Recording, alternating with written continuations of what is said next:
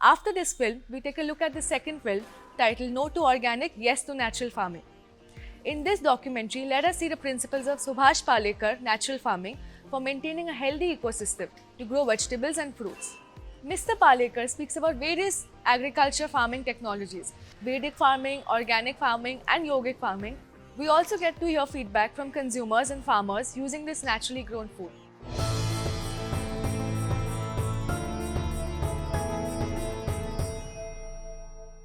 As the world's population continues to grow, the demand for food is increasing, leading to an expansion of different agricultural practices like chemical farming and organic farming. However, these practices have a significant impact on the environment, contributing to pollution, emission of greenhouse gases, and climate change.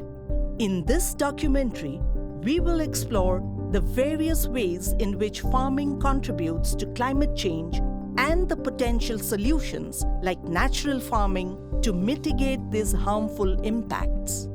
Subhash Palekar natural farming is based on the principle of building and maintaining a healthy soil ecosystem.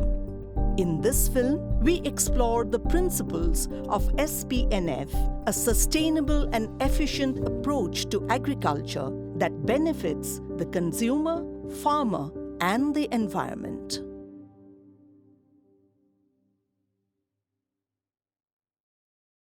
In Europe, there was a great awareness was built up by some NGOs, and slogan was no poisonous food. We want poison-free food. When they found that there is a great pressure of the consumer area is built up because of the destruction of their health and environment, they started to give other alternative technology. Albert Howard was an English agriculture scientist who devised this technology, organic farming, that means compost technology.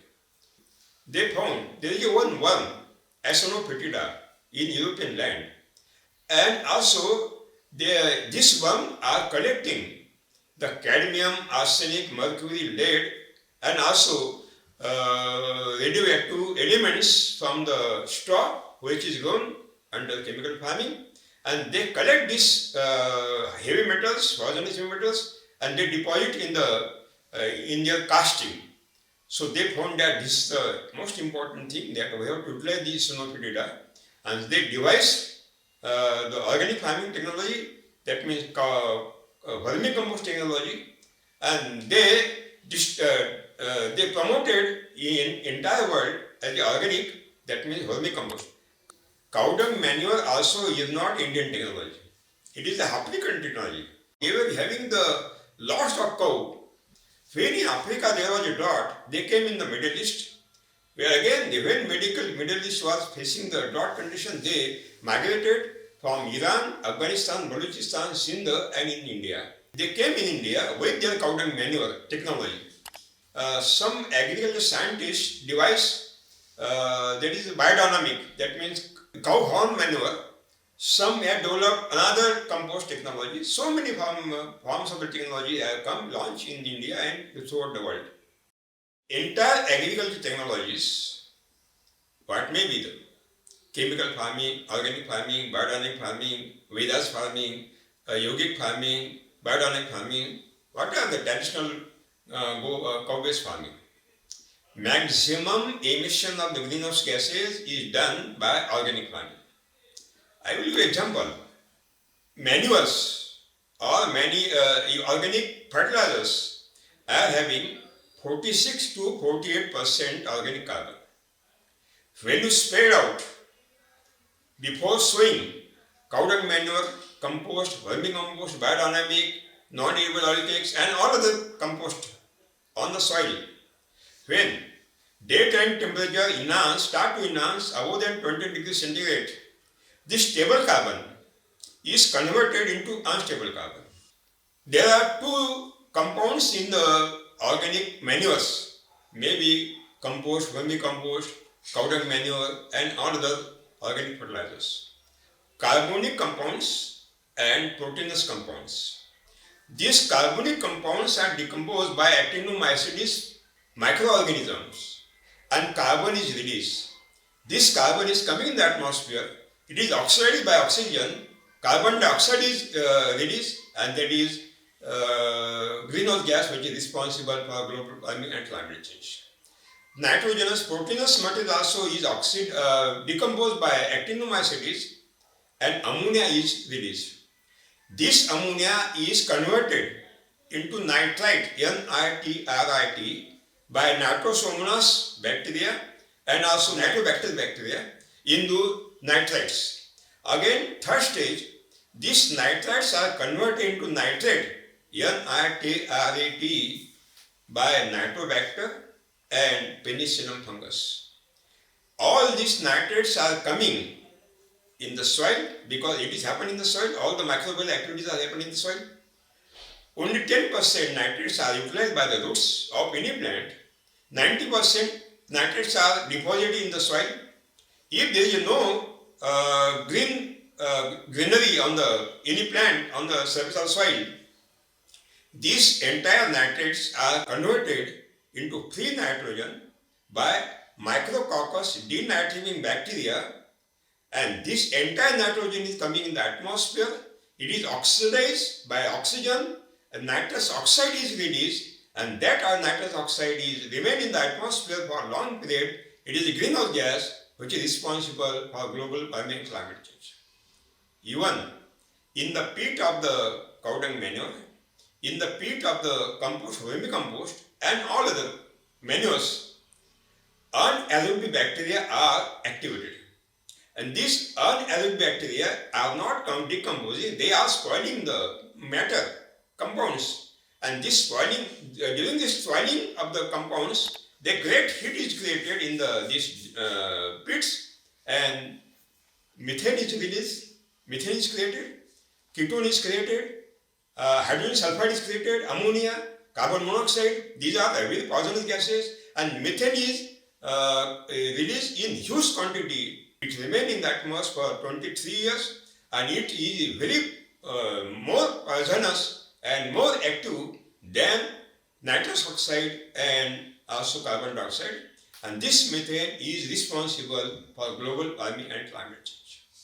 When there was no global warming and climate change problem, okay, it was accepted by throughout the world, but now the global warming and climate change become a primary issue in the media, in our life, in also in the entire living being lives. And the best alternate for organic farming, that is Subhash Parekar Krishi, Subhash Parekar farming, in which we are not utilizing chemical fertilizers, we are not utilizing cow dung manure, we are not utilizing compost, vermicompost, biodynamic, edible, non-edible oil cake, nothing. We are not utilizing any manure, any fertilizer in my technology. So no question is arise to emit any greenhouse gas, and no question is arise global warming and climate change.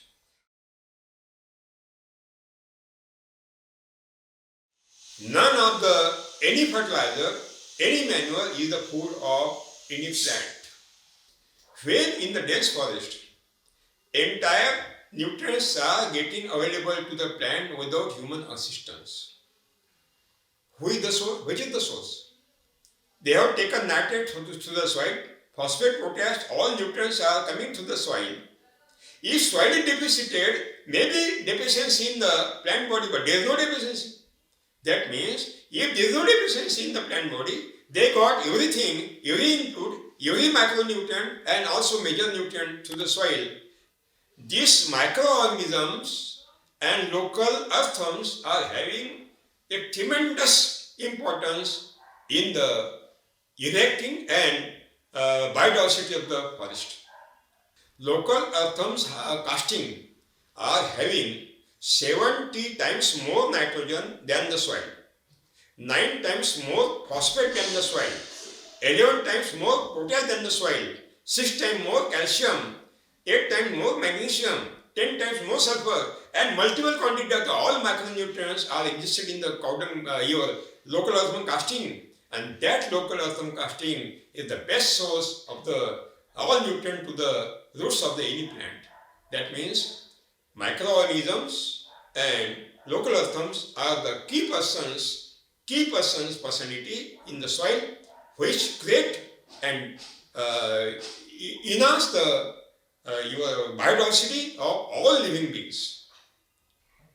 In chemical farming and in organic farming, they destroy the microorganisms and local earthworms, because in chemical farming, what are the residues are existed in the soil of chemical fertilizer, insecticide and herbicides also, they destroy all microorganisms and local earthworms.